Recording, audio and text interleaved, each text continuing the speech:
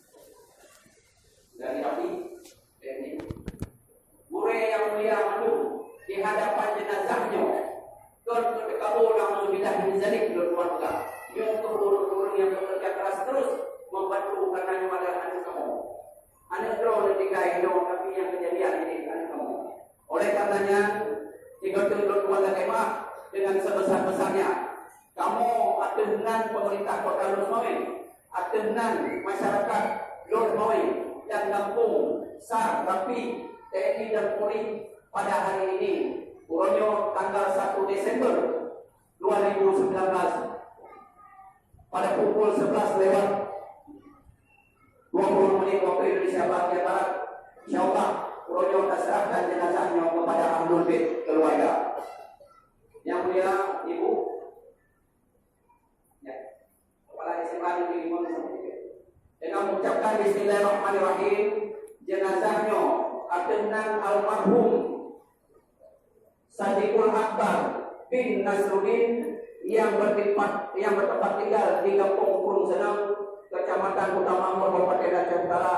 Pemerintah Kota Losmawe, dengan masyarakat, dengan petugas satgas yang bertugas pada umroh dengan resmi menyatakan jenazahnya kamu serahkan kepada keluarga dan kepada kampung masyarakat Kurung Senang, Kecamatan Kota Mangor, Kabupaten Aceh Utara. Kamu serahkan Ibu. Alhamdulillah, kamu serahkan dan kamu terima. Terima kasih. Selanjutnya jenazahnya kamu serahkan kepada orang kami ke Semano.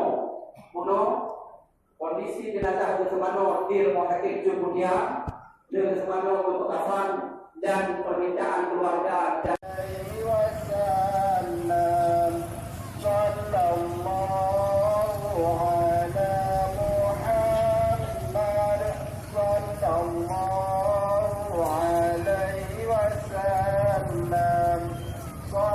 Allah